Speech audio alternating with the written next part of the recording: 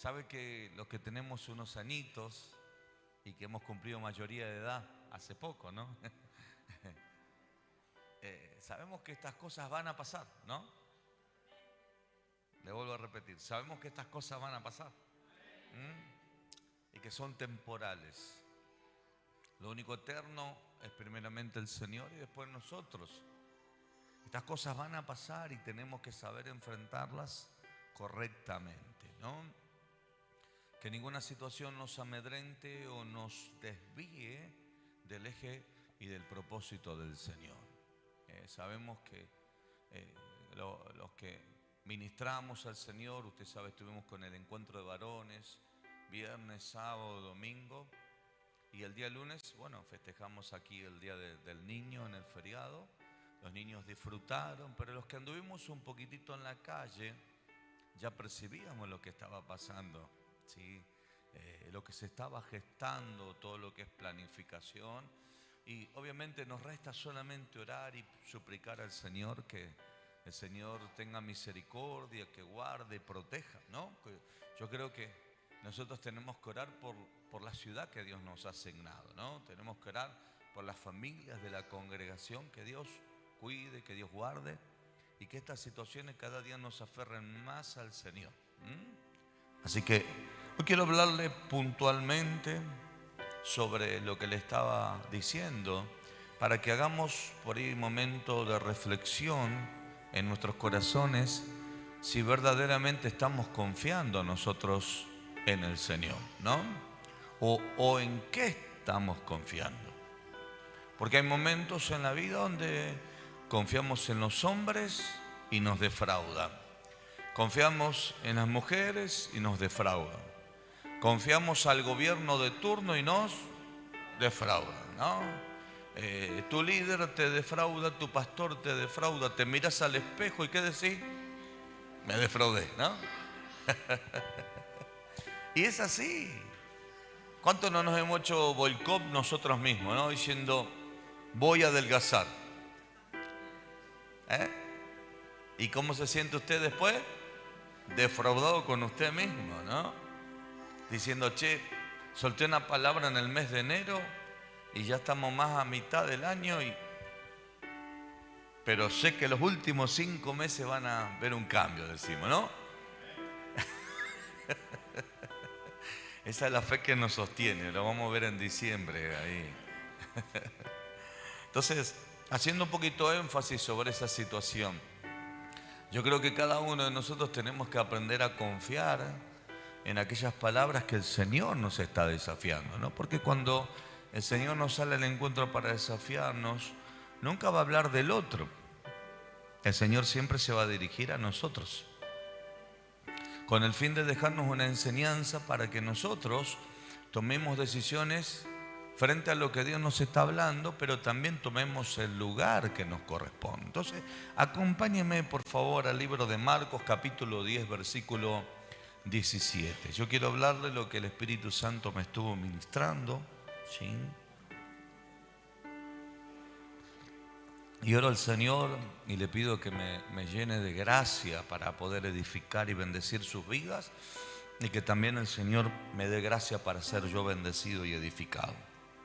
Dice, al salir él para seguir su camino, haciendo referencia de Jesús, dice, vino uno corriendo e hincando la rodilla delante de él. Le preguntó, maestro bueno, ¿qué haré para heredar la vida eterna? Entonces Jesús le dijo, ¿por qué me llamas bueno? Ninguno hay bueno sino solo Dios. Hermanos, una de las cosas importantes que tenía Jesús y que tenemos que aprender todos, digan conmigo, aprender todos, es ubicar a las personas en el lugar que le corresponde. No solo lo tiene que hacer por la persona, sino que usted lo tiene que hacer por usted. Cuando agarran y te dicen, qué rico que cocinaste, no, casualidad de la situación, porque a donde usted se la crea, se le va a quemar la comida. Cuando viene y te diga, no hay como mi pastor, no es el Espíritu Santo el que ministra. Cuando vienen y te dicen, no, porque usted oró y recibí sanidad, no, el que te sanó fue el Señor. ¿Estamos acá? Porque cuando nosotros nos desubicamos, hermanos, lamentablemente perdemos la esencia del valor de la palabra y consigo también perdemos la autoridad de la misma. Entonces Jesucristo lo que hace es ubicar a esta persona en el lugar que le corresponde para poderle ministrar con autoridad la palabra. Esta persona se inclina delante de Jesús y le dice, maestro bueno, y el Señor le dice, pará, el único bueno es Dios. ¿Sí?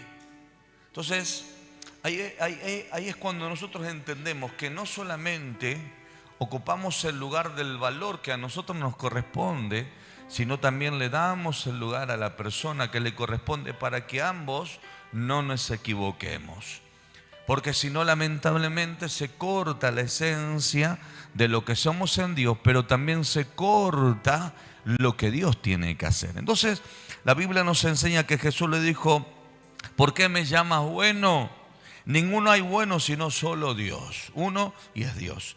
La Biblia dice allí, el versículo 19, los mandamientos sabes, no adulterarás, no matarás, no hurtarás, no digas falso testimonio, no defraudes, honra a tu padre y a tu madre.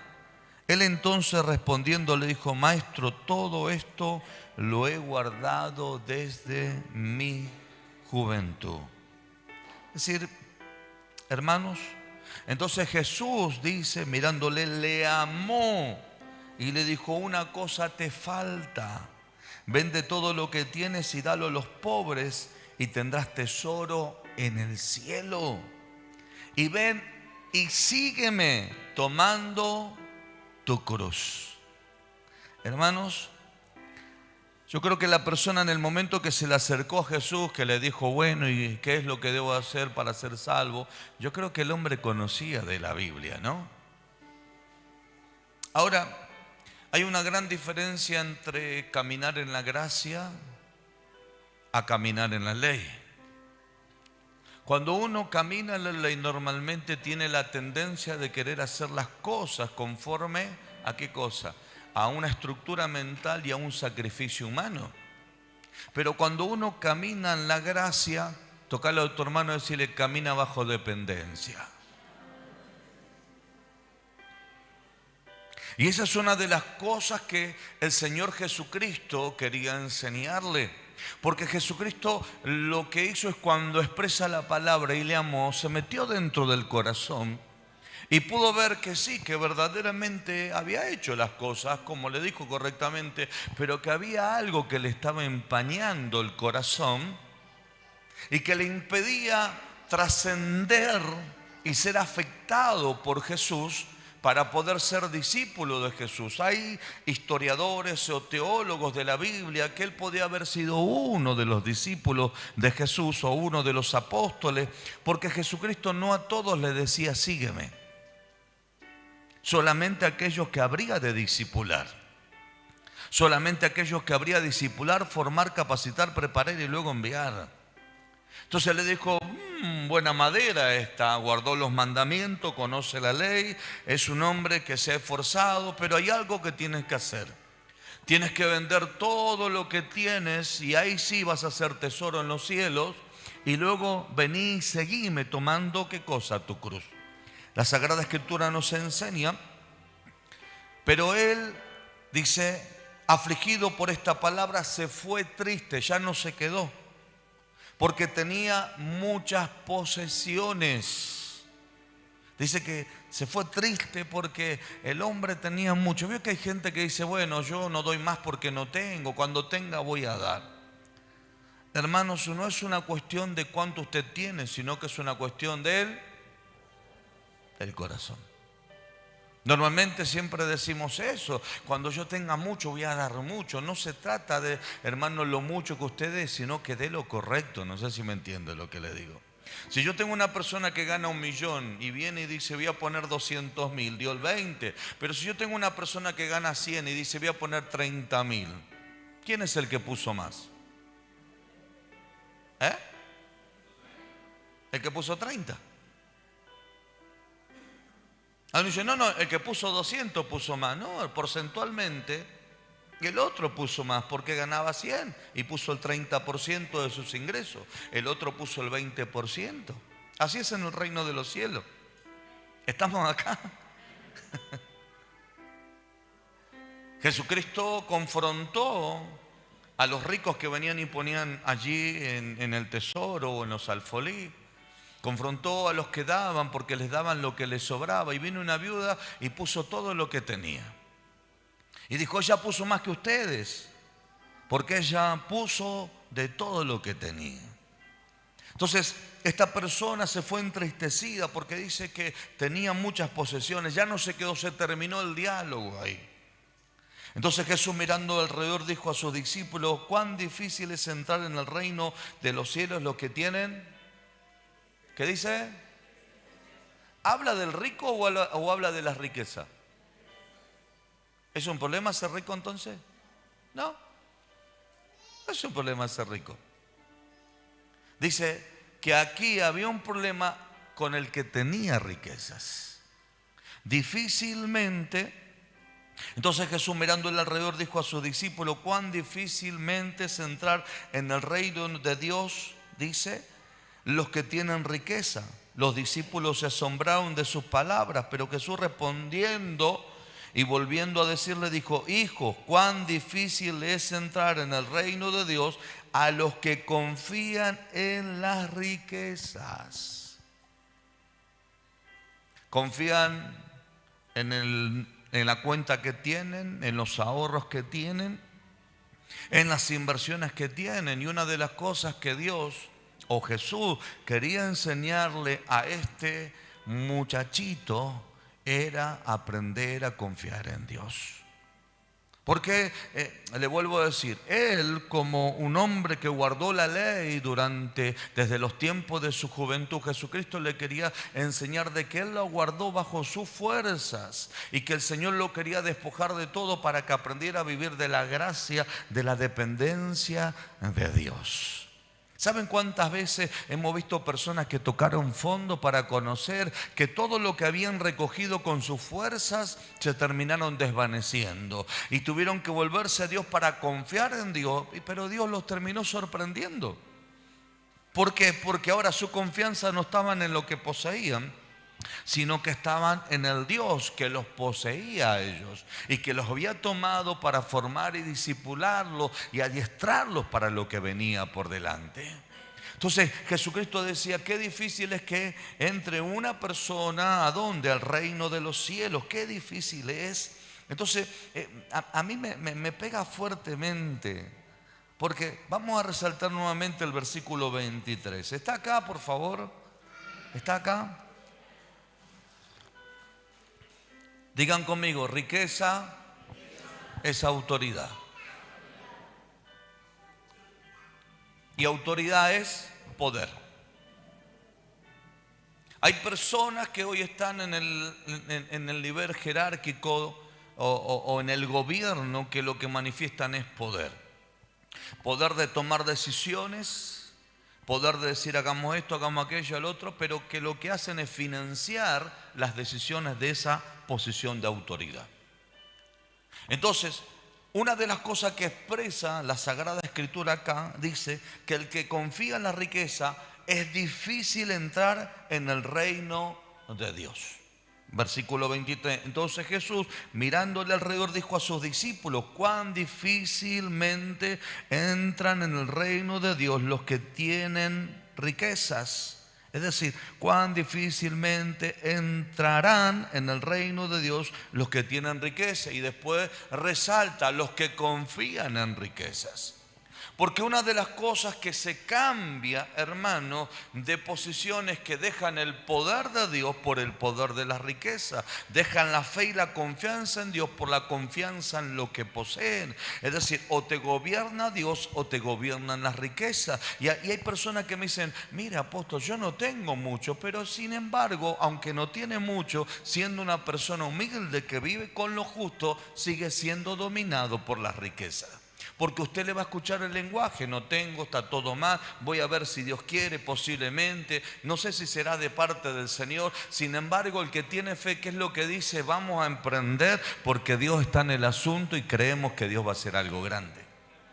Usted va a notar que hay gente que te debe plata y ni te saluda después. Entonces, ¿qué lo está dominando? Lo está dominando una cuestión financiera.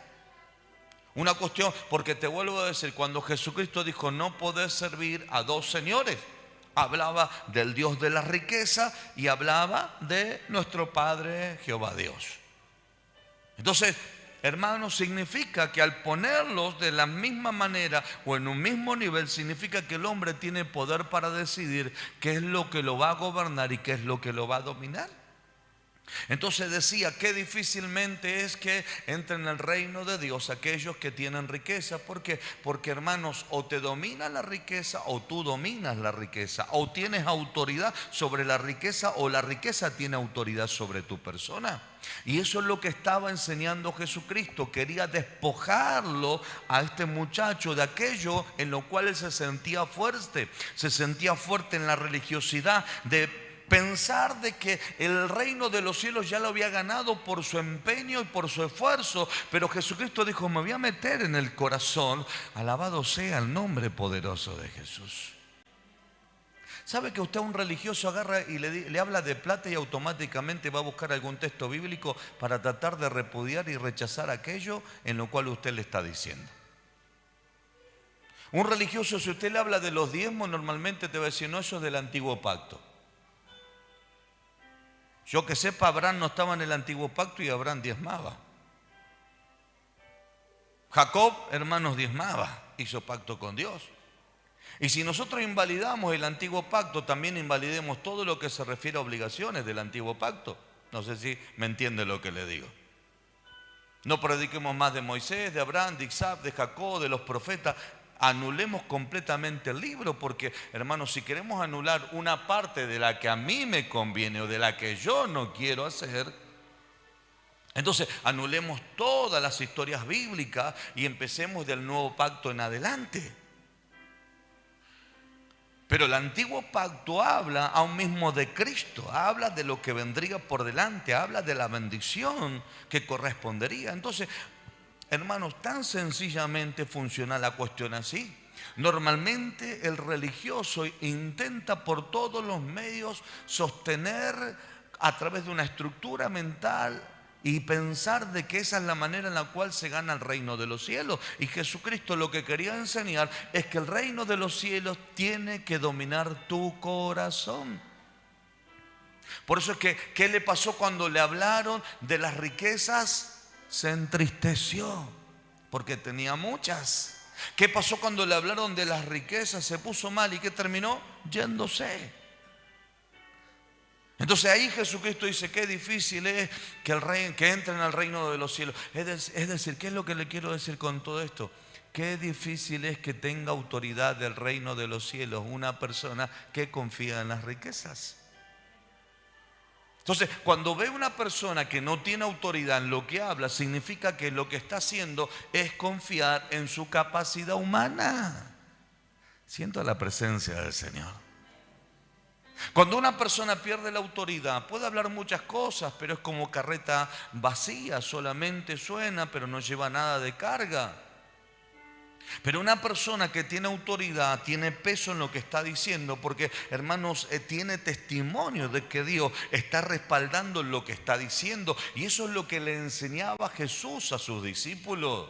Es decir, ustedes tienen que entender que Dios no le pide el 90%, Dios le está pidiendo el 100% de sus vidas para que ustedes aprendan a confiar en el cielo. ¿Cuántos confían en el Señor? Díganme un fuerte amén.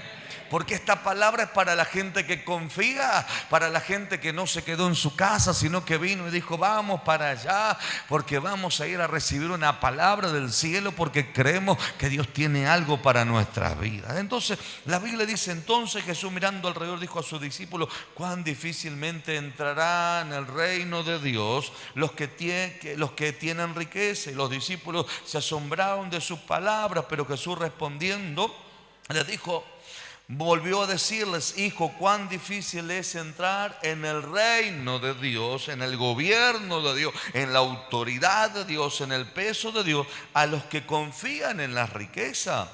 Más fácil es pasar un camello por el ojo de una aguja que entrar un rico en el reino de Dios. Y ahí sí resalta del rico. Porque antiguamente, hermanos, el ojo de una aguja eran las puertas que estaban en las ciudades, que eran pequeñas, bajitas, ¿sí? Y que el camello para entrar se tenía que agachar, se tenían que inclinar. Entonces le era muy difícil. Estaban preparados, lógicamente, esas puertas para que si venieran a atacarlo no pudieran entrar con los camellos ahí adentro.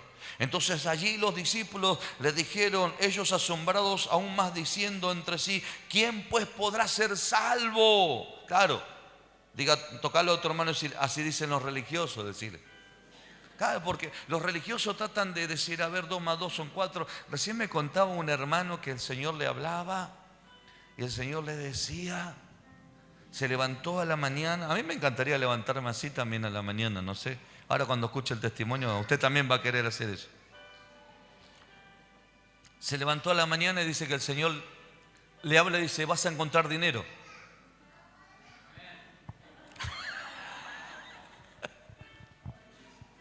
Y cuando salió a la puerta de la casa hizo así.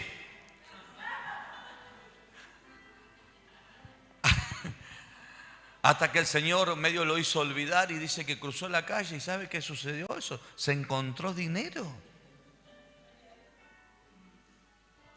Es decir, no creo que el diablo le haya hablado eso, ¿no? Es decir, creo que la bendición proviene del cielo. Ahora, si la bendición te aparta del Señor, ten cuidado. Porque dice que la riqueza del Señor no añade tristeza con ella, o la bendición de Dios no añade tristeza con ella. Entonces, qué importante es entender, porque una de las cosas que le quería enseñar a Jesús es que ellos decían: es imposible entonces. Entonces Jesús, mirando, le dijo: para los hombres es imposible, más para Dios no, porque todas las cosas son posibles para Dios. Yo siempre digo, hermanos, yo no lucho con gente que hermanos, quiere refutar situaciones, ni siquiera me pongo a discutir, porque entiendo que la persona no tiene conocimiento y revelación de un montón de cuestiones. Entonces, ¿para qué vas a discutir algo que la persona no tiene? Es como que usted me venga a hablar en inglés, yo lo voy a mirar y le voy a decir amén, no sé qué me está diciendo, ¿no? Y sí, porque no le entiendo. Entonces hay gente que por más que usted le explique, no entiende, porque usted le está hablando otro idioma. Un pastor el otro día me hablaba y me decía: apóstol, estamos comprando una propiedad, estamos pagando 3 millones de pesos por mes por la propiedad. Sí, 3 millones, dice, somos 200 miembros y pagamos 3 millones por mes porque accedimos a un lugar que tiene 15 metros de ancho por 45 de largo. Un club con un montón dice, hicimos una entrega y ahora estamos pagando, dice, 3 millones de pesos por mes. En 200 miembros, ¿cuánto sería? 130 más o menos. No, ¿sacaste bien la cuenta? 3 millones dividido 200. 100, más o menos. A ver, ¿cuánto? Seguí haciendo lo que estaba haciendo. Claro, sí, seguí haciendo lo que estaba haciendo. Ay, no lo pongan en la tesorería, por favor.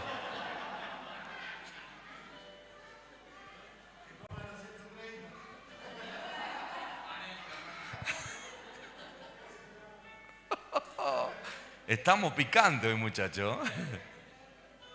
Entonces, el pastor me dice: ahora que subió el dólar, dice, subió porque nosotros estamos pagando conforme a lo que vale una bolsa de cemento. Entonces la cuota se nos fue a 3.600.000. Dice, bueno, con todos los gastos son 4 millones. Ahora le vamos a preguntar para que tenga revancha. 4 millones dividido por 200, ¿cuánto sería? Vamos todavía, ahí está. Ahí está, vamos. Salud. Y me dice, apóstol, tenemos que poner 20.000 pesos cada uno, 5.000 pesos por semana. Y usted va a creer que hay gente que dice que no puede. Y dice, mi esposa, está bien, mi esposa vive algo sobrenatural. Y el pastor se rascaba la cabeza, ¿no? Dice, digo, cuénteme porque seguro debe ser de las mías. Me dice, ella hace su trabajo, compra, vende, dice, está poniendo 100.000 pesos por semana. Digo, 400.000 pesos por mes, sí. Y me dice, yo la verdad no me llega la fe para eso, me dice. Yo la veo a ella y ella camina en otra dimensión. Es más, si hay algún hermano que no puede poner para la ofrenda, sácale y dice, venga acá, tome, ponga la ofrenda, porque usted no puede venir delante del Señor sin traer nada, porque si no Dios no lo va a bendecir. Y no es que le da 100 pesos, le da 1.000 pesos para que ofrende. Y yo la miro y dice, pero me dice, apóstol, ella vive algo sobrenatural de cómo Dios bendice su vida. Ahora vamos de vuelta a tirar.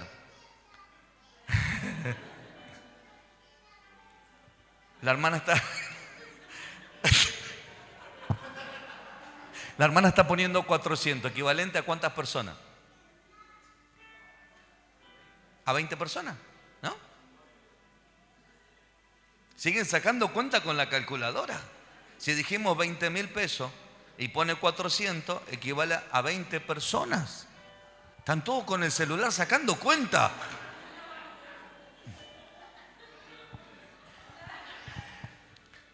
Es decir, 10 personas, es decir, la pastora pone lo que equivale a 20 personas y una persona no se anima a poner lo que le corresponde a poner.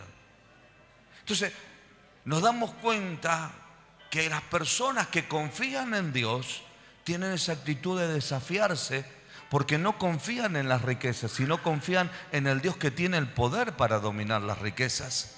Porque las personas que confían en la riqueza terminan siendo dominadas y saben quién, hermanos, el que manda las riquezas y no manda la persona.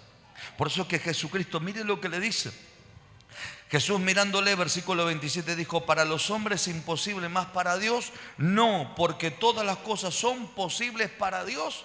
El versículo 28 dice, entonces Pedro comenzó a decirle, he aquí nosotros lo hemos dejado todo y te hemos seguido. Significa que lo que ellos tenían quedó atrás, ¿no? Respondiendo Jesús le dijo, de cierto os digo que no hay ninguno que no haya dejado casa o hermanos o hermanas o padre o madre o mujer o hijos o tierras por causa de mí y del evangelio, que no reciba 100 veces más ahora en este tiempo. Digan conmigo, ahora. ¿Se dio cuenta? En este tiempo, ahora, en este tiempo, casa, hermanos, hermanas, madre, hijos, tierras, con persecución y en el siglo venidero la vida eterna. Entonces, no es una cuestión que yo tiro todo, no es una cuestión que yo abandono todo, sino que es una cuestión del corazón. ¿Quién es el que tiene el primer lugar? Si es el Señor, hay momentos donde tú tomarás la decisión correcta. A veces me ha pasado de tener familiares internados, de tener a mi padre, a mi madre, a mis hijos, a la pastora Alicia, a mi esposa. Y me dicen, ¿no te vas a quedar en el hospital? ¿Para qué si yo no puedo hacer nada? ¿A dónde vas? Me voy de viaje, voy a predicar. Si esa es mi posición y esa es mi función. Así que me voy a predicar porque yo sé que el que tiene poder para sanarla seguramente va a ser un milagro. Yo me quedé hasta el momento que ellos me necesitaron e hice todo lo que a mí me correspondía. Desde el momento que entró a este lugar, creo que mi confianza tiene que estar puesta en el Señor. Y lo tremendo de todo esto es que Dios hizo tremendos milagros. Entonces, ¿qué es lo que nos está hablando? Hay momentos en la vida donde nosotros tenemos que demostrar quién es el que tiene el primer lugar. No es porque usted abandone a su familia, no es porque usted no ame a su familia o no ame lo que Dios le ha entregado, sino porque usted tiene que entender quién es el que tiene el primer lugar. Porque cuando ocupa el primer lugar el Señor, todo lo demás, digan conmigo, todo lo demás viene por añadidura. Busca primeramente el reino de Dios y su justicia, y todo lo demás vendrá por añadidura. Y cuando dice que busques el reino, significa que está la posibilidad de ¿qué? De encontrarlo. Porque dice que el que busca... Entonces, cuando yo me pongo a buscar, Señor, yo te pido que tu reino se revele a mi vida. Yo te pido que ese reino que manifiesta autoridad venga a mi vida, Señor. Automáticamente empiezan a acontecerme una serie de cosas. ¿Qué es lo que empieza a traerte? El reino es poder, autoridad y gobierno. Vieron que cantaban la canción, porque tuyo es el reino, porque tuya es la gloria, porque tuya es la autoridad. Entonces, cuando viene ese reino, lo primero que hace es colocar cada cosa en su lugar. Vos tenés que estar acá, vos tenés que estar acá, porque esa es la estructura del reino. Entonces, cuando cada cosa comienza a estar en el lugar que corresponde, eso se llama ordenamiento. El reino trae orden. Por eso que irrumpía allí Juan el Bautista, decía, el reino de los cielos se ha acercado, pero previo a eso decía, arrepentíos. El arrepentimiento me mete dentro del reino. El arrepentimiento me lleva a experimentar el reino de Dios. Y el reino hace que yo esté en el lugar que corresponde y mane la autoridad de Dios. Cuando mana la autoridad de Dios, comienzo yo a tener autoridad financiera. Por eso es que la Biblia a mí me enseña que Él me ha dado el poder para hacer las riquezas. Entonces, cuando yo comienzo a tener una autoridad sobre la riqueza, ya no es la riqueza que me dominan, sino yo soy el que domino esas situaciones. Entonces, cuando nosotros entendemos que Dios le habló a este joven que tenía muchas posesiones, o de hecho la Biblia lo llama el joven rico, una de las cosas que Dios quería enseñarle es que el hombre estaba confiando en las riquezas, que el hombre se había metido la riqueza en su corazón y le impedía llegar a conocer la gracia que lo llevaría a un mismo a ser mucho más rico de lo que estaba, pero bajo una confianza en Dios y no bajo una confianza humana. Hablábamos en estos días con unos pastores, ¿sí? Puntualmente con el apóstol Nelson Orellana, allí en el Ministerio de Ceres. Y cuando nosotros nos hablábamos, porque todos somos comerciantes, él es comerciante, sus hijos son comerciantes, y nos miramos entre nosotros y decíamos, ¿quién iba a pensar que nosotros, no teniendo ni siquiera el secundario, hemos llegado hasta donde hemos llegado y hemos conquistado lo que hemos conquistado? Y me miraba y me decía, ¿qué verdad, apóstol? Y sí, le digo, Nelson, ¿vos terminaste la secundaria? No, me dice. Isaí, ¿vos terminaste la secundaria? Tampoco. Y usted, apóstol, menos, le digo. Gracias a Dios, porque si no me le iba a creer. Porque eso me hizo depender de Dios y me hizo adquirir la sabiduría del cielo para poder entender que bajo la autoridad de Dios hay un montón de cosas que yo podría manejar a través de esa autoridad espiritual. Y de hecho hemos escuchado emprendimientos que están haciendo ellos y que realmente nos han sorprendido de la manera que se están manejando. Entonces nos hemos dado cuenta, hermanos, que Dios nos quiere entregar muchas cosas, pero nos quiere entregar esas cosas con un corazón correcto, que nada me domine. Normalmente, hermanos, la persona que no quiere cambiar, ¿saben qué es lo que hace? ¿Quiere que le cuente lo que hace cuando termine esta reunión? ¿Qué es lo que hace la persona que no quiere cambiar? ¿Quieren que se lo diga? La primera critica y la segunda se enoja. La persona que no quiere cambiar critica y se enoja. Pero la persona que escucha este mensaje y dice realmente tengo que cambiar, deja la crítica, deja el enojo y dice me estoy perdiendo un montón de cosas porque sé que Dios me quiere bendecir. Entonces llegó el tiempo donde usted y yo tenemos que aprender a confiar más en el Señor y no en las cosas que están pasando afuera. Porque a veces, hermanos, normalmente es una disuasión, creo que se llama, ¿no? Es cuando hay una distracción, ¿no? Están tirando algo para distraernos. Hermanos, usted tiene que ver siempre el trasfondo que hay atrás de esas cosas que están aconteciendo. Pero allí tiene que estar nuestra confianza en Dios y nuestras oraciones tienen que estar delante de la presencia del Señor. cuida mi casa, cuida mi familia, cuida la casa del Señor, cuida la iglesia, Señor, cuida todo lo que poseemos y no detengas tu mano porque queremos seguir creciendo y queremos seguir desarrollando, ya sea con el gobierno de turno o ya sea con el que viene por delante, Señor. Yo voy a practicar no la política del hombre, sino el gobierno del cielo. Y el gobierno del cielo te va a llevar a ser gran, pero gran conquistador. ¿Quién iba a pensar que un pastor de oveja iba a ser rey? ¿Quién iba a pensar que un perseguidor de la iglesia iba a ser apóstol? ¿Quién iba a pensar que un simple pescador se iba a convertir en un apóstol de Jesucristo? ¿Quién iba a pensar que un agricultor que estaba ahí arando con 12 yuntas de bueyes como el profeta Eliseo iba a tener la doble porción del día e iba a ser el doble de milagros, hermanos, que hizo su Padre espiritual? De la misma manera que podemos llegar a pensar y que vemos esas historias bíblicas, es de la misma manera que yo creo que Dios puede llegar a hacer con usted cosas grandes, cosas poderosas.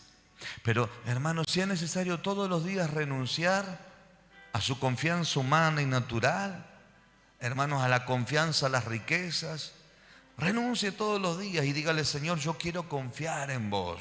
Yo quiero, Señor, que mi corazón esté puesto delante de tu presencia, porque sé que hay 100 veces más. Digan conmigo, 100 veces más. Vamos de vuelta, digan conmigo, 100 veces más.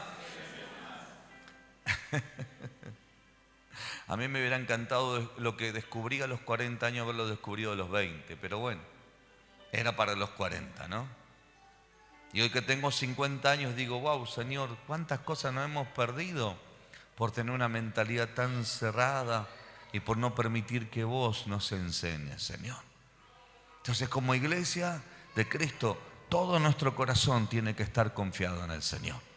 No solamente portarse bien, no solamente no adulterar, no robar, no matar, no envidiar, no codiciar, no levantar falso testimonio, sino también el 100% de nuestro corazón estar allí enquistado en la gracia, de decir: para que cumpla toda esta ley, Señor, es por tu fuerza, no por mi fuerza, es por tu poder, no por mi poder. Yo sé que acá no hay gente que se enoja,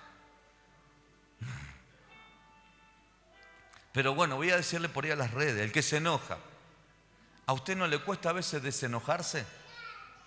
Y pareciera que se me hirvió la sangre, ¡fua! Y vos decís: no quiero hablar con nadie porque meto la pata, hablo con alguien y tengo una bronca encima dentro mío. Hermanos, yo he experimentado que el enojo se va, ¿saben cuándo? Cuando me arrodillo delante de la presencia de Dios. Entonces, ¿sabe qué significa? Que aún en el enojo, el que tiene autoridad, ¿quién es?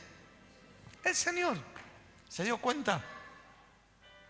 Entonces después cuando te dicen: pero vos no te enojás. No, en realidad no es que no me enojo. Es que en realidad aún en el enojo sigue teniendo autoridad el Señor. Aún en la bronca y lo injusto sigue teniendo autoridad el Señor. Y cuando mi corazón se quiere desviar, como dice el libro de los Salmos, ¿no? Dice: por momento mi corazón se desvió al ver a los impíos progresar y por momento casi caí. Tremendo lo que dice, pero el Señor dijo: como la hierba pronto se secarán, ¿sí? Como la hierba verde serán quitados y cortados. Confía en Jehová y haz el bien y habitarás en la tierra y te apacentará de la verdad. Deleítate a sí mismo en Jehová, porque Él te concederá las peticiones de tu corazón. Aun cuando tengas el síntoma de ver a otro que de repente está prosperando y se quiere desviar: no, Señor, quiero ir delante de tu presencia porque yo no quiero que mi corazón se desvíe, Señor. Aún si veo, Señor, que hay algo que está mal en esta, no me quiero rendir ante ti, porque yo quiero recibir tu bendición, porque quiero que el reino, Señor, venga a mi vida, y porque quiero que la autoridad espiritual no se corte, porque sé que si camino en autoridad, camino con tu reino, y tu reino me va a dar 100 veces más. 100 veces más. Yo creo que he conquistado desde el momento que conocí al Señor unas cuantas veces más, pero voy por las 100, no sé si me entiende lo que le digo. Así que póngase de pie, por favor.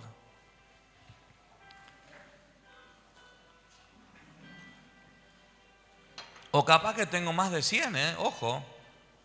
Porque cuando me casé fue a los 3 meses que conocí al Señor. Y cuando yo me mudé de la casa de mi papá a mi casa, que fuimos a vivir con la pastora Alicia, mi mamá le dijo, acá te entrego la herencia que tiene Alejandro. Esa era toda mi ropa. Y Alicia, obviamente como hija única, se trajo el placar juntamente con toda la ropa. Ella tenía de todo y me dijo, todo esto tenés gracias al Señor, decía yo. Eso era lo que tenía, es lo que había, ¿qué va a hacer? Pero bueno, no me quedé con eso, no sé si me entiende. Entendí que Dios tenía mucho más. Y de hecho muchas veces Dios me habló, me dijo, permití que no tuvieras nada cuando llegaste a mis caminos. ¿Por qué, Señor? Porque si no te lo ibas a creer. Que por vos lo conquistaste todo. Y yo permití que no tuvieras nada para que sepas que toda conquista es por mí, no por vos. Bueno, Señor, gracias. Por eso que no nos olvidamos, como dice la Sagrada Escritura, de la cantera que Dios nos ha cortado, ¿no? Usted sabe que la cantera sufre invierno, verano, sufre agua, climas, la pisotean, la agarran a mazazo, todo. La cantera nadie le da importancia. Pero cuando Dios dice, te corté de la cantera, significa que te sacó como ese mármol preciado y que después te pulió a través de la prueba, de la lucha, y te sacó todas las asperezas, y después terminaste en la puerta de algún seguro edificio emblemático, de algún palacio, de alguna embajada, y tú dices, qué hermoso mármol, sí, pero vos no conociste que estaba en la cantera antes. Así es Dios, así es Dios, en las personas que aprendemos a confiar en el Señor. Normalmente el que confía en Dios muchas veces guarda silencio. El que confía en Dios muchas veces tiene temor de hablar para no equivocarse. Porque dice, guarda que lo que hablas es lo que vas a tener que después dar cuenta delante de Dios y de los hombres. Entonces, Señor, que no confíe yo en mis capacidades, sino que pueda confiar en la tuya, Dios. Y le puedo asegurar que Dios tiene miles y miles de cosas para bendecirnos. Así que cierra tus ojos. Si eres como el muchacho este rico, hoy es el día que el Señor te ha hablado, que nos ha hablado y que nos dice, vamos a hacer las cosas como corresponden. ¿Cuántas veces no hemos fracasado por confiar en nosotros? Yo muchas veces le dije desde este lugar, ¿no te diste cuenta que José estaba en tu casa y lo terminaste echando? Y yo te digo, ¿cómo José? Claro, José el que hizo prosperar allí a Potifar, que hizo prosperar al carcelero y que después hizo prosperar a todo Egipto. Los hermanos lo terminaron vendiendo como esclavo y después los hermanos tuvieron que ir a pedir el favor de José. Si lo hubieran tenido a José en la casa, no les hubiera faltado nada. Terminamos echando a aquel que te bendice. Terminaste pisoteándolo aquel que te bendice. Terminaste vendiéndolo como esclavo por un par de moneditas, por conveniencia. Alabado sea el nombre. Oh, siento la gloria de Dios, siento la presencia del Señor. ¿Saben cuántas personas a veces vienen de otros ministerios? Vienen y critican a sus pastores y me dicen, mire, no, yo traigo el diezmo, lo quiero bendecirlo. Usted vaya a su pastor, le digo. Su pastor es el que lo está pastoreando, yo no lo estoy pastoreando. No, pero yo lo quiero honrar a usted porque sé que usted está bendecido. No, vaya y no se equivoque. Porque si usted está haciendo esto con su pastor, mañana lo va a hacer conmigo. Así que vaya en la casa que usted está comiendo, que a usted lo están ministrando, que a usted lo están aconsejando y haga lo que corresponda. Porque si no, usted no está entendiendo un principio espiritual de valores, de respeto, de honra. Entienda lo que hoy le estoy enseñando. Pero si yo me vendo, hermano, por un sobrecito, me vendo porque me quieren hacer sentir, hermano, estoy perdiendo toda la bendición que Dios tiene para mi vida. Y siempre se le enseñó desde esta plataforma, hermano, puede perder lo que sea, pero no pierda la bendición de Dios. Puede perder cualquier cosa, puede perder casa, auto, economía, trabajo, pero no pierda la bendición de Dios. Siento la presencia del Señor, porque en la bendición de Dios se encontrará la fructificación, la multiplicación, el sojuzgar, el enseñorearse, el crecer.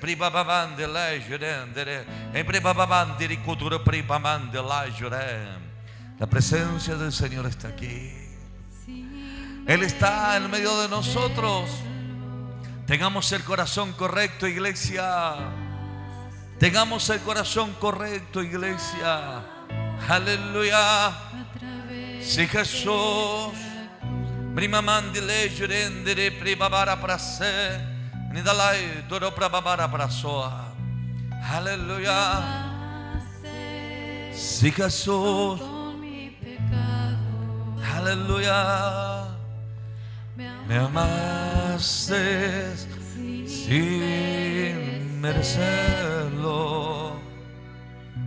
Sí, Jesús.